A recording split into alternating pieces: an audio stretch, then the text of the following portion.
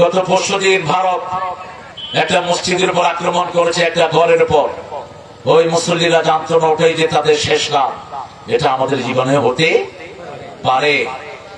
ভারত হিন্দুস্তানের যুদ্ধ, পাকিস্তানের যুদ্ধ, এটা পাকিস্তান আর হিন্দুস্তান না, এটা হলো মুসলমান আর কাফের যুদ্ধ।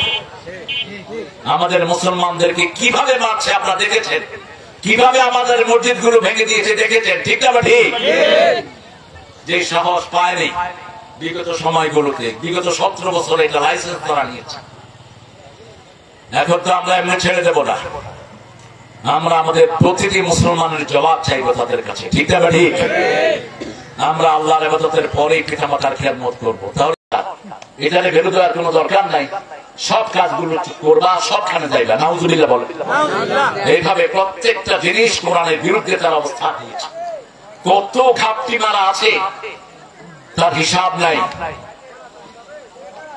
আমি জানি না ভাই, না তোমার কয়টা মামলা ছিল? 2.5 বছর খাটছ, মামলা ছিল কয়টা? এটা তো তোমার মামা তো সেঞ্চুরি করছে। আহা, একটার পর একটা মামলা। এখনো কিন্তু মামলা শেষ হয়নি, আপনার চিন্তা করবেন না। কারণ আসিফ নজরুল যিনাকে বসিয়েছেন উনিও দাদাদের কথায় চলে। আমাদের মামলা, এদের মামলা এখনো শেষ হয়নি, এখনো শেষ হয়নি। অসংখ্য মামলা এখনো ঝুলিয়ে রাখা হয়েছে। আমরাও ইনশাআল্লাহ প্রস্তুত আছি আগামীর বাংলাদেশকে সুন্দর করার জন্য, ঠিক না? ঠিক। শুধু আমাদের ঐক্য দরকার। কি দরকার? ঐক্য দরকার। এই যে মামা চলে এসেছে, বিনা দাওয়াতে চলে এসেছে, আল্লাহ তাকে আরো বড় করুক, বলেন না আমিন? এটা সবাই আসা দরকার আমাদের। আমরা যেখানে কোরআনের সৌরভ পাবো আমরা সবাই একসাথে হবো, ঠিক না? ঠিক। আমরা একজনের ইবাদত করবো, তিনি কে? করবেন তো? করবেন তো? আল্লাহ ছাড়া কারো ইবাদত করবো না। যে কোনো কাজ করার আগে চিন্তা করবো আমার আল্লাহ এখানে কি বলেছেন, আমার আল্লাহ এখানে কি বলেছেন, আমার আল্লাহ এখানে কি বলেছেন। সবকিছু এখানে আছে না নাই? সবকিছু আল্লাহ বিস্তারিত বলেছেন। এরপরেই বলেছেন পিতা মাতার কথা। কেন? পিতা মাতা না থাকলে আমরা দুনিয়াতে আসতে। ছেলে আমার মস্ত বড় মস্ত অফিসার, কার লেখা? শুনছো তো বহুবার। মস্ত ফ্ল্যাটে যায় না দেখায় পার পার। একটা নাস্তিক ছেলেও নাচি খাতা। অনেকগুলো গান সামাজিক ভাবে লিখেছে, তবে এটা তার বেশ লেখা। অনেকগুলো লিখেছে, কিন্তু তার ধারণার সাথে আমাদের ধারণার মিল হবে না। অন্তবিহীন পথে চলাই জীবন, শুধু জীবনের কথা বলাই জীবন। যে মেয়েটি রোজ রাতে বদলায় হাতে হাতে, তার অভিশাপ নিয়ে চলাই জীবন না। অন্তবিহীন পথে চলার নাম জীবন না, আল্লাহর পথ ধরে চলাই জীবন। আল্লাহর কথা শুধু বলাই জীবন। যে মেয়েটি রোজ রাতে বদলায় হাতে হাতে, তার অভিশাপ থেকে বাঁচাই জীবন, ঠিক না? ঠিক। আমরা আমাদের মেয়েদেরকে প্রতিটা বৃত্তি দিয়ে কেন ঠেলে দিয়েছি? আমার কিছুদিন আগে এখানে প্রোগ্রাম ছিল, ওই যে যেখানে কি দৌলতদিয়া নাকি, সেখানে আমি বলেছি আপনার এই মেয়েদেরকে এখান থেকে নিয়ে ভালো ভালো জায়গায় বিয়ে দেন। আপনার শুনে খুশি হবেন, যখন খালেদা জিয়া ম্যাডাম দেশ চালিয়েছেন, বাংলাদেশের একটা বিরাট পতিতালয়কে তিনি সমাজায়ন করেছেন। নারায়ণগঞ্জের যে বড় জায়গাটা ছিল, ওখান থেকে সবাইকে নিয়ে রিহেবিলিটেশন করেছেন। কারণ আমাদের বহু মেয়ে জীবনের কোন গতি খুঁজে না পেয়ে অন্ধ গলিতে পা দেয়, ঠিক না? ঠিক। বহু মেয়ে রাতের অন্ধকারে সেখানে কাঁদে। বহু ভালো ভালো পরিবারের মেয়ে আছে না নাই? এদেরকে আমাদেরকে বাঁচাতে হবে। এদেরকে আপনি সুন্দর সামাজিক ব্যবস্থা করে দেন, এরা সুন্দরভাবে সেখানে জীবন যাপন করবে। পিতা মাতা কোরআনের সর্বশ্রেষ্ঠ ফোকাস আল্লাহ দিয়েছেন যে আমার ইবাদত করবা, এটা কবুল হোক, এটা যারা চাইবা তারা পিতা মাতার কাছে যাবা। অবিল ওয়ালিদাইনি ইহসান। ইহসান কাকে বলে আল্লাহ ব্যাখ্যা করছেন।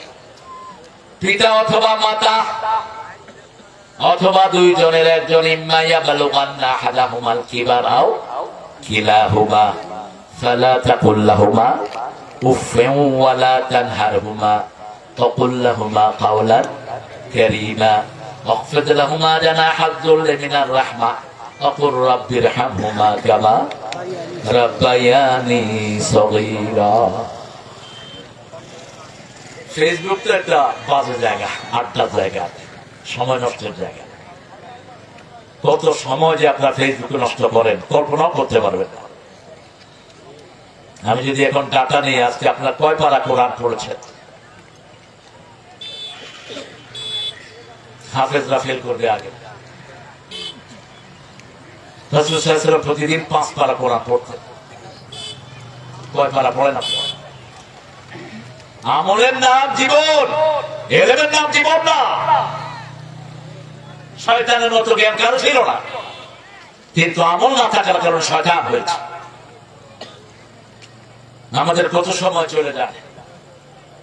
ইন্টারনেটে এক ছেলে এক টুপিওয়ালা নামাজিকে প্রশ্ন করছে, বাবা আমাদের নবীজির নাম কি? নবীজির নাম, নবীজির নাম। বাবা আপনার 100 টাকা দেবো, নবীজির নাম কর। কয় হাসিনা। দেখছো না মামা, দেখছো না এটা? নবীজির নাম কইছে কি? হাসিনা। নামাজ পড়ে কি অবস্থা মানুষের জীবনের। আরে আমাদের বাংলাদেশের হিন্দুদেরও তো কালেমা মুখস্থ। পাকিস্তানি সৈন্যরা যা কালেমা পড়াইছে, কে এত মুসলমান হো? আরে হায় মুসলমান, পড় কালেমা লা ইলাহা ইল্লা আনতা সুবহানাকা ইন্নী কুনতু। আরে ভাই এ তো মুসিবত কা দোয়া है, আমরাও তো মুসিবতে পড়ছি। নইলে কি এটা পড়ে না? কি দণ্ডদশা মানুষের। আপনার সময় কিভাবে কেটে যায়। আপনার জীবন এভাবেই চলবে না। আপনাকে জীবনের লাগাম টেনে ধরতে হবে। আপনার জীবন আপনাকে আল্লাহর কাছে প্রশ্ন উত্তর দিতে হবে। আপনার কবরে কেউ যাবে না, আপনাকে উত্তর দিতে হবে। আপনি একটু চিন্তা করেন তো, আজকে রাতেই যদি আপনার শেষ রাত হয়, কি জবাব দিবেন? গত পরশুদিন ভারত একটা মসজিদের উপর আক্রমণ করেছে, একটা ঘরের উপর। ওই মুসল্লিরা জানতো না ওটাই যে তাদের শেষ রাত। এটা আমাদের জীবনে হতে পারে। ভারত হিন্দুস্তানের যুদ্ধ, পাকিস্তানের যুদ্ধ, এটা পাকিস্তান আর হিন্দুস্তান না, এটা হলো মুসলমান আর কাফের যুদ্ধ। আমাদের মুসলমানদেরকে কিভাবে মারছে আপনারা দেখেছেন, কিভাবে আমাদের মসজিদ গুলো ভেঙে দিয়েছে দেখেছেন, ঠিক না? ঠিক। যে সাহস পায়নি বিগত সময়গুলোতে, বিগত 17 বছরে এটা লাইসেন্স করা নিয়েছে। এখন তো আমরা এমনি ছেড়ে দেব না। আমরা আমাদের প্রতিটি মুসলমানের জবাব চাইবো তাদের কাছে, ঠিক না? ঠিক। আমরা আল্লাহর ইবাদতের পরেই পিতামাতার খেদমত করবো। তাহলে বৃদ্ধাশ্রমে মানুষ শুধু উয়া করে। একটা বৃদ্ধাশ্রম পাবেন না পৃথিবীর যেখানে মানুষ আনন্দে থাকে, একটাও না। নাম দেশে হোক বিদেশে হোক, গিয়ে দেখেন all the time they are crying, all the time they are missing something, all the time they are in sadness. সারাক্ষণ তারা দুঃখের মধ্যে থাকে। এই জন্য আল্লাহ বলছেন, যখন বৃদ্ধ বয়সে পৌঁছে যায় এমন জায়গায় রাখবা না যেখানে উফ বলে। সন্তানদের মধ্যে রাখো। 5টা নাতির মধ্যে যদি নানা থাকে, নানা সুস্থ থাকে না অসুস্থ? কথা বল না কেন? এক নাতি এখান দিয়ে গুটা দেয়, আরেক নাতি এখান দিয়ে গুটা দেয়। উনি যে বুড়া হয়েছে এটা ভুলেই যায়, ঠিক না? ঠিক। দেখেন রাসূলের পরিবারের দিকে সাল্লাল্লাহু আলাইহি সাল্লাম নামাজ পড়ে এসে, আইনা হাসান, আইনা হুসাইন, তাআলে, এই হাসান হুসাইন কোথায় তোমরা? আসো। এমনকি বহু হাদিসের বর্ণনা এসেছে রাসূলের নামাজের ভিতরে পর্যন্ত হুসাইন গিয়ে মাথায় বসে থাকতেন। আসরের নামাজের সিজদা লম্বা হয়ে গেছে। রাসূল সাল্লাল্লাহু আলাইহি ওয়াসাল্লামের যখন কিছু হতো সাহাবায়েরা প্রশ্ন করতেন। ইসলাম প্রশ্নের ধর্ম, ফাসআলু আহলা যিকর ইন কুনতুম লা তা'লামুন। তুমি যদি না জানো, যারা কোরআন জানে তাদেরকে প্রশ্ন করো। এখন তো কোরআন না জানা লোকেরই ওয়াজিব পড়া। কোরআন নাই, হাদিস নাই, বস উঠে গেছে, ওয়াজ যা হওয়া তাই হচ্ছে। রাসূলকে জিজ্ঞেস করলেন, রাসূলের সিজদা এত লম্বা হলো কেন? রাসূল সাল্লাল্লাহু আলাইহি ওয়াসাল্লাম বললেন, আমার নাতি আমার ঘাড়ে বসা ছিল, তাকে কষ্ট দিতে চাইনি।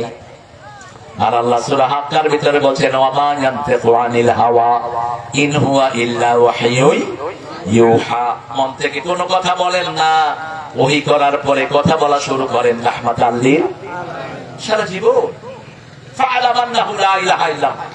আমিনু বিমা নুজিলা আলা মুহাম্মদ, সূরা মুহাম্মাদের 2 নম্বর আয়াত। মুহাম্মাদের উপর যা নাযিল করেছি সবটার উপর ঈমান আনো।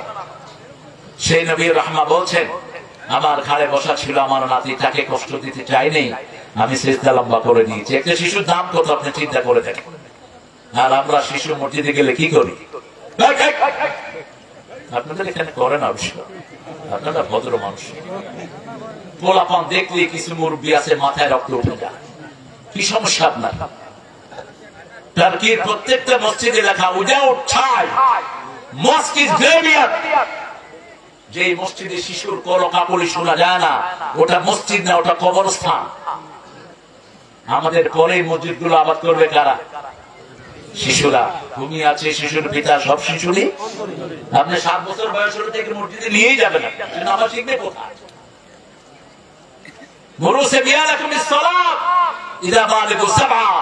যখন 7 বছর হয়, ছেলে হোক মেয়ে হোক, তাদেরকে আদেশ করো নামাজের জন্য, তাদেরকে নামাজ শিক্ষা দাও। 10 বছরে যদি না পড়ে শাস্তির সম্মুখীন করো তাদেরকে। এই সিস্টেম যদি আমাদের স্কুলগুলোতে হতো, কোন ছেলে অকালে ঝরে পড়তো না। আজকে স্কুলের অবস্থা ভয়াবহ। ক্লাস 7 এর পোলাপানকে খুন করছে, সিটে বসা বসে নিয়ে 4টা ছেলে একটা ছেলেকে খুন করেছে। কেন হয়েছে এই পরিস্থিতি? কারণ স্কুলে যতক্ষণ থাকে না আছে কোরআন, না আছে হাদিস, একটা সালামও পর্যন্ত নাই। পতাকা যখন উঠে তখন কি সালাম দেয়? পতাকা এরকম করে হাত তুলে থাকে। কোথায় গেল সালাম? মুসলমানদের দেয় না। আপনি আপনার পিতা মাতাকে কিভাবে সম্মান করবেন? প্রথম বৃদ্ধাশ্রমে পাঠাতে পারবেন না, 1। 2 নম্বর উফ করতে পারবেন না, আপনিও বলবেন না, ওনারা বলে এমন পরিবেশে রাখবেন না। ঝিড়কি দিয়ে কথা বলবা না। ভিক্ষুকের জন্য একই শব্দ আল্লাহ ব্যবহার করলেন, ভিক্ষুকের সাথে মাথা ঝিড়কি দিয়ে কথা বলো না। ভিক্ষুকের সাথে হাসি মুখে কথা বলো, আর পিতা মাতার সাথে নরম কথা বলো। নরম। কারীম মানে হলো হরিণের মতো। হরিণের মতো। হরিণ কি? হরিণ যখন তাকায়, টাকাটার ভিতরে মায়া আসে না নাই, হরিণী চোখ বলা। নরম, মোলায়েম, সফট, প্রেস্টিজিয়াস, কতগুলো শব্দ। কারীম হলো একটা কিতাবের নাম, ইন্নাহু কুরআনুন কারীম ফি কিতাবিন মাকনুন। এটা হলো কারীম। এটা কি? সব সম্মানের জায়গা। এই জন্য কোরআন শরীফের সাথে যে কাপড় থাকে ওটাকে আমরা চুমু খাই, আমরা রেহালকে বুকে ধারণ করি, ঠিক কি না? কারীম। ঠিক পিতা মাতা হলো কারীম। পিতা মাতা কি? কারীম। ওয়াকুল লাহুমা কাওলান কারীমা। নরম কথা বলো, সম্মানজনক কথা বলো। ওয়াখফিদ লাহুমা জানাহা যুল্লি মিনার রাহমা। Spread out wings of your mercy for your parents. তোমার পিতা মাতার জন্য রহমতের ডানা বিছিয়ে দাও। রহমতের ডানা আপনার টাকা, আপনার পয়সা, আপনার বিবি, আপনার ছেলে, আপনার মেয়ে, সব পিতা মাতার জন্য দিয়ে দাও। এরপর আমার কাছে দোয়া করো, রব্বির হামহুমা।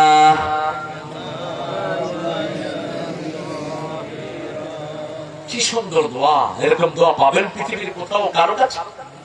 রব ইরহামহুমা, হে রব দুজনকে রহম করেন। কেন?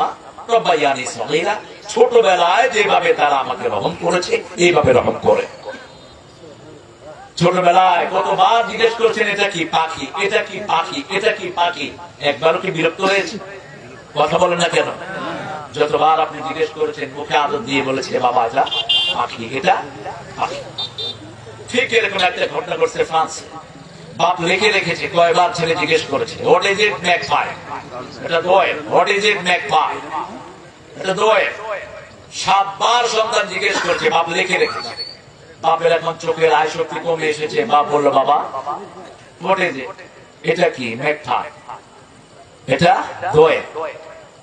আবার বাপ জিজ্ঞেস করলো এটা কি ম্যাকপাই। আবার জিজ্ঞেস করলো, ছেলে বললো don't you see that, daddy তুমি চোখে দেখো না, এটা দোয়েল। বাপ বালিশের নিচ থেকে কাগজটা বের করলো, বাবা তুমি যখন ছোট ছিলে আমাকে 7 বার জিজ্ঞেস করেছো, আমি রাগ করিনি।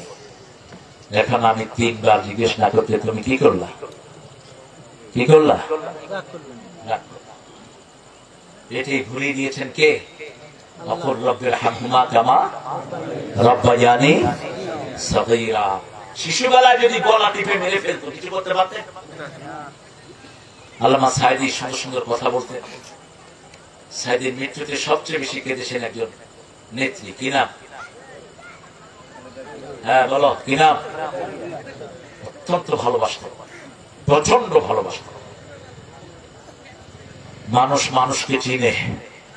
আল্লামা সাইদি বলতেন যদি পুরুষের পেটে সন্তান থাকার ব্যবস্থা হতো হওয়ার সময় আমরা আসার মেরে মেরে ফেলতাম, বলতাম যে এত দৌড়াদৌড়ি করছো পেট পেটে নিয়ে যাবে। কিন্তু মায়েদের ধৈর্য, সুবহানাল্লাহ ওয়া বিহামদিহি, একটা মায়ের ধৈর্য পৃথিবীর সবচেয়ে বেশি না কম? আপনাদের মায়েদের ধৈর্য আরো বেশি। আপনারা তো এখানে এক একজন বস, কামের বুয়া হলো বিবিরা, পানিয়ার এটা তো কি লাথি মারার জিনিসটা, আপনি এটা গোপনে সারবেন। রাসূলুল্লাহ সাল্লাল্লাহু আলাইহি ওয়াসাল্লাম গোপনে সারতেন, কেউ দেখেনি ওনার এগুলো। আর এগুলো এখন এদের আলোচনার বিষয় হয়েছে। আল্লাহ এসব বাজে কথা থেকে আমাদেরকে হেফাজত করেন। আরো জোরে বলেন আমিন। রাসূল বোধহয় ওযু করেননি জীবনে, করছেন? কথা বলেন না, গোসল করছেন? কেন করছেন? কিসের জন্য? পবিত্র হওয়ার জন্য। রাসূল বোধহয় পরিবারের কাছে যাননি, রাসূলের জীবনে কোন রকমের অপবিত্রতা ঘটেনি।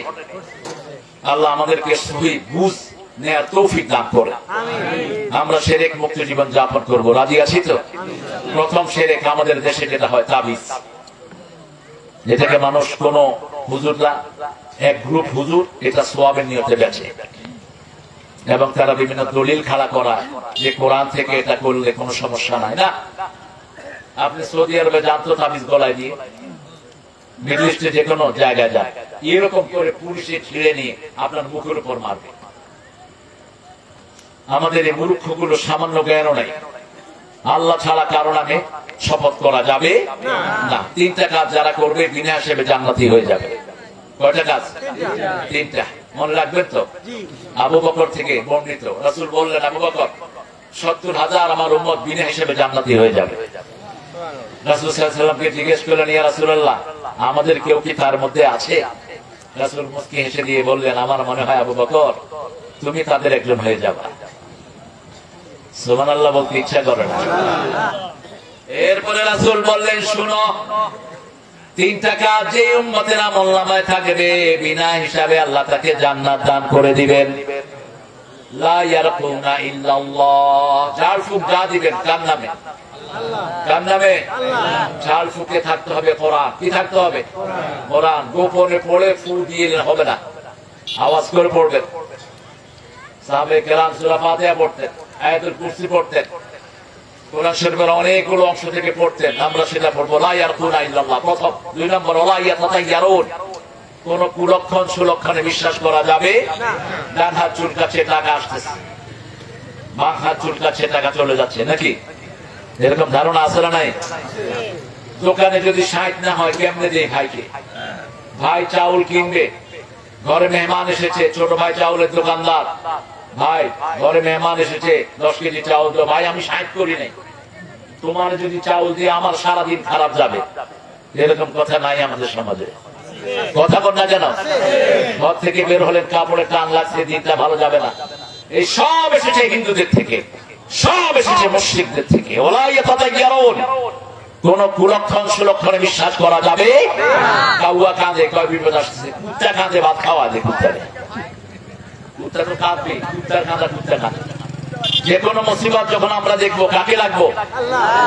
সূরা বাকারা আল্লাহ বলছেন, الذين إذا أصابتهم مصيبة قالوا إنا لله وإنا إليه راجعون أولئك عليهم صلوات من ربهم ورحمة وأولئك هم المهتدون। কার কথা? কি চমৎকার! ১৫৭ নম্বর আয়াতে আল্লাহ বলছেন, যে কোনো মুসিবত হোক, মুসিবাতুন তানজিল লিতানকির, তানকিল লিতাকলিল, ছোট্ট মুসিবত, রাসূল বললেন পিঁপড়ার কামড়ের মুসিবতে যদি মানুষ ইন্নালিল্লাহ পড়ে, আল্লাহ তার জীবনের সব গুনাহ মাফ করে দেয়। সুবহানাল্লাহ। স্যান্ডেল ছিঁড়ার মুসিবত, বাপের সাথে সন্তানের কথা কাটাকাটি হচ্ছে মুসিবত, মায়ের সাথে মায়ের কথা শুনি নাই মুসিবত। যে কোনো মুসিবতে যদি আপনি আল্লাহকে ডাকেন, ইন্না লিল্লাহি, পারেন তো এটা? হ্যাঁ, ইন্না লিল্লাহি ওয়া ইন্না ইলাইহি রাজিউন শুদ্ধ করে শিখে নেবেন। এক জায়গায় বসে আছি ঢাকায়, কয়েকজন বলেছে ইন্না লিল্লাহি রাজিউন, আরেকজন কইতে আছে কি কইলি? কইছি কি আর কি কমো, যারা গেছে গা তো গেছে গাই, আমরা भी জাওনের লাগে রেডি হয়ে রয়েছে। কি মুফাসসির একটা দেখেন, আরেকটা এসে কয় আবে মৃত্যুর পরে কেমনে যাইবি জানো, সেটাও কোরআন শরীফে আছে। কয় কি এরকম, অল বাসে বাদাল মুখ, মৌতের পরে আল্লাহ বাসে করে লয়ে যাবে। প্রথম আলো তাফসীর আছে, প্রথম আলো এটা নর্দমার কীট, প্রথম আলো পত্রিকা রাখবেন না। এদের মধ্যে যেগুলো আছে সবগুলো ইসলামের জঘন্য দুশ্মন। যেমন নারী কমিশনের প্রত্যেকটা নারী এগুলো মুসলমান না, সব কয়টা মুরতাদ। তারা প্রথম হাত দিয়েছে বৈবাহিক জীবনের উপর। তারা বলছে নারীদের শরীরে শরীর যার, হুকুম তার। আল্লাহ 52 নম্বর আয়াত সূরা আরাফ, আল্লাহ বলেন আলা লাহুল খালক ওয়াল আমর, সৃষ্টি যার, হুকুম চলবে তার। তো শরীরে তুই বানাস নাই, আমার শরীরকে আমার কথা শুনে কথা বল না কেন? আপনার শরীর কথা শুনে কার? আল্লাহ। তো আপনার হলো কেন? সৃষ্টি যার, হুকুম চলবে তার। ওনারা বলেছেন জরায়ুর স্বাধীনতা চাই। বুঝলেন তো অর্থ? বেশ্যাগিরি করার জন্য স্বাধীনতা চাচ্ছে। যৌনকর্মী নাম দিয়েছে। কিসের যৌনকর্মী? কিসের যৌনকর্মী বলেন তো? কিসের কর্মী এটা? এটা কোনো কর্ম? যৌনকর্মী মানে কি? তুমি একটা শরীর প্রতিটাকে তুমি লিগালাইজ করতেছো। কত জঘন্য মুসলমানের দেশে এই বেয়াদব গুলো। ডক্টর ইউনূস এদেরকে শাস্তির আন্ডারে আনো, লাঠি মেরে বের করে দাও তোমার কমিশন থেকে। নারী কমিশন 345 পৃষ্ঠা, প্রত্যেকটা পৃষ্ঠায় কোরআনের বিরুদ্ধে তারা আইন পাস করেছে। প্রত্যেকটা পৃষ্ঠায় 4 বিবাহকে ধ্বংস করেছে। এরপরে নারীর কর্তৃত্ব চলবে। কর্তৃত্ব চালাও দেখি তুমি নারী, তুমি কর্তৃত্ব চালাও। তুমি তো শারীরিক ভাবে অসুস্থ, কয়টা অসুস্থতা না, এটা হলো সামাজিক কুসংস্কার। আল্লাহ বলছেন সূরা বাকারা 222 নম্বর আয়াতের ভিতরে, ইয়াসআলুনাকা আনিল মাহিস, তোমাকে জিজ্ঞেস করা হচ্ছে মেয়েদের অপবিত্রতা সম্পর্কে, বলো কুল হুয়া আযা, ওটা হলো একটা অপবিত্রতা, ওই সময় মেয়েদের থেকে তোমরা দূরে থাকো। এটা আল্লাহর একটা বিধান, ওনার বিধান, যাতে সন্তানের ধারাটা বহাল থাকে। মা যতদিন সন্তান নিতে পারে ততদিন তিনার হায়েস হয়। যখন সন্তান নেওয়ার ক্ষমতা চলে যায়, ওই জোরে বল নামাজ। নামাজের হিসাব আল্লাহ চাইবে। নামাজের হিসাব শেষ, আর কোন হিসাবের দরকার নেই, সোজা জাহান্নাম। নামাজ ঠিক হলো না, সোজা কোথায়? জাহান্নাম। নামাজ কিভাবে কায়েম করবেন? 5টা শব্দ আল্লাহ নামাজের জন্য বলেছেন সারা কোরআনে।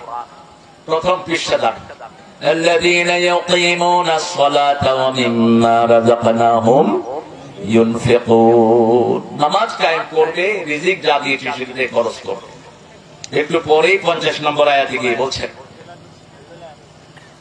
ওয়াস্তাঈনু বিস-সাবরি ওয়াস-সালাহ ইন্নাহা লাকাবীরাতুন ইল্লা আলাল খাশিঈন। নামাজের মাধ্যমে, ধৈর্যের মাধ্যমে সাহায্য চাও। এই কথা বলো না, এই ছেলে বন্ধ করো, তোমার কথা বন্ধ করো। হঠাৎ করে এসে ঢুকতে পারছে ঢুকতে, এখানে একটু দাঁড়ালো, একটু ধৈর্য ধরতে হলো, ওখানে রাখলো, তারপরে হেঁটে আসলো। ধৈর্য আছে, ধৈর্য আছে। ধৈর্য ছাড়া বাঁচার কোন উপায়? পেটে প্রচন্ড ক্ষুধা, ঘরে গিয়ে দেখলেন যে রান্না হচ্ছে, ভাত খুব গরম, দিতে পারবেন? কি করতে হবে? হঠাৎ করে মুখে দিয়ে দিলেন ক্ষুধার চলে, কিন্তু গরম হওয়ার কারণে কি করেন?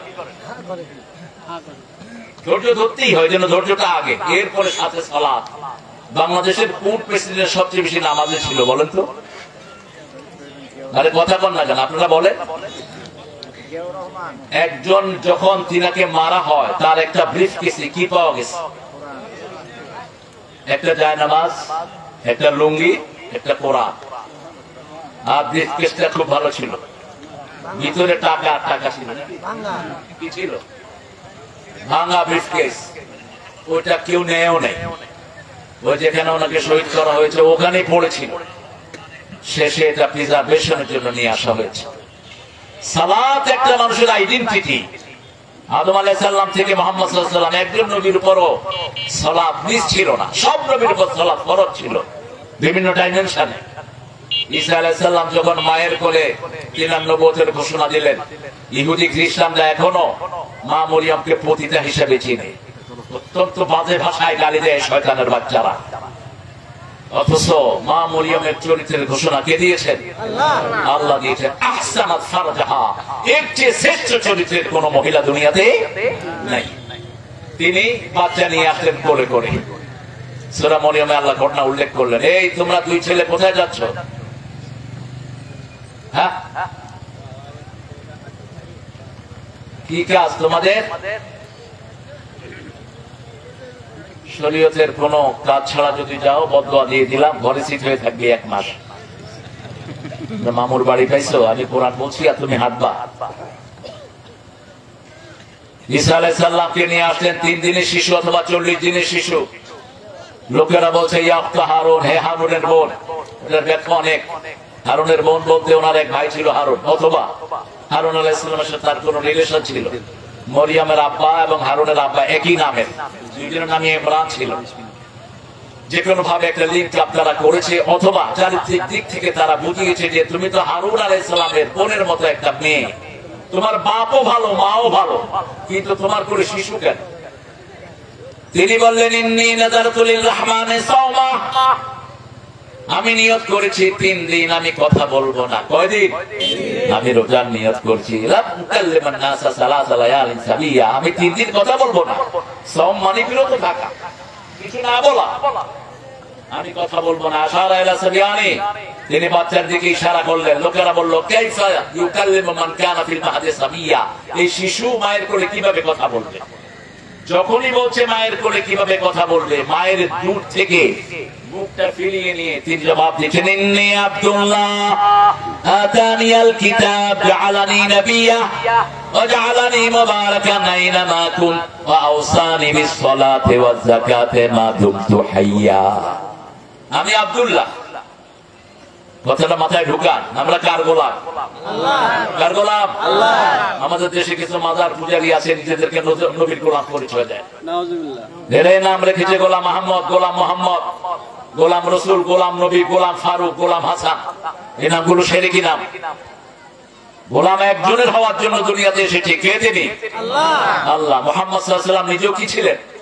গোলাম ছিলেন। বলছে লা তাতরুনি কামা আতরাতান নাসারা ঈসা ইবনে মারইয়াম, তোমরা ঈসার মতো, ঈসা আলাইহিস সালামের প্রশংসা করে যেমন ইহুদিরা তাকে আল্লাহর বেটা বানিয়েছে, আমার এরকম প্রশংসা করবা না। যখনই আমার নাম নিবা বলবা আবদুহু ওয়া রাসূলুহু। আমরাও বলি আশহাদু আন্না মুহাম্মাদান আবদুহু ওয়া রাসূলুহু। এটা রাসূলের কোরআনের প্রথম নাম। ওয়া ইন কুনতুম ফি রাইবিন মিম্মা নাযালনা আলা আবদিনা ফাতু বিসূরাতিন মিন মিসলি ওয়াদউ শুহাদাআকুম মিন দুনিল্লাহি ইন কুনতুম সাদিকিন। হে নবী, আপনি তাদেরকে বলে দেন যদি তোমাদের কোনো ডাউট থাকে যে গোলামের উপর নাজিল করেছি, যা নাজিল করেছি, একটা ছোট্ট সূরা বানিয়ে নিয়ে আসো। এটার জন্য সকল সত্যবাদীদেরকে ডাকো, যদি তোমরা তোমাদের কথার উপর সত্যবাদী হয়ে থাকো। কিন্তু পারছে কেউ? ওই পর্যন্ত পারে নাই, কিয়ামত পর্যন্ত পারবে না। যখনই তিনি কথা বললেন, অবাক হয়ে গেল পৃথিবী।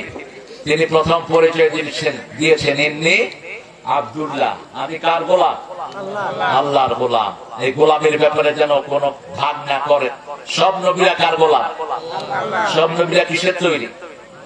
শয়তান গুলো আর কোনো কিছু না পায়া নবীর নূরের তৈরি। নবীর পায়খানা থেকে ভাত হয়েছে, পেশাব থেকে ডাইলিস। ওই দিন দেখি যে আরেক শয়তানটা প্রচার করতেছে, তো পায়খানা এত মজা কেন জানেন? এটা রাসূলের গুণ। অথচ রাসূল সাল্লাল্লাহু আলাইহি ওয়াসাল্লামের মলমূত্র কেউ দেখে নাই কোনদিন। তিনি এমন লুকিয়ে এই কাজটা করতেন। এই যে পায়খানায় গিয়ে যে গলা খাকুনি দিয়ে, এটাও নিষেধ। এরপর আমাদের তো মাশাআল্লাহ অনেকে ট্রেনিং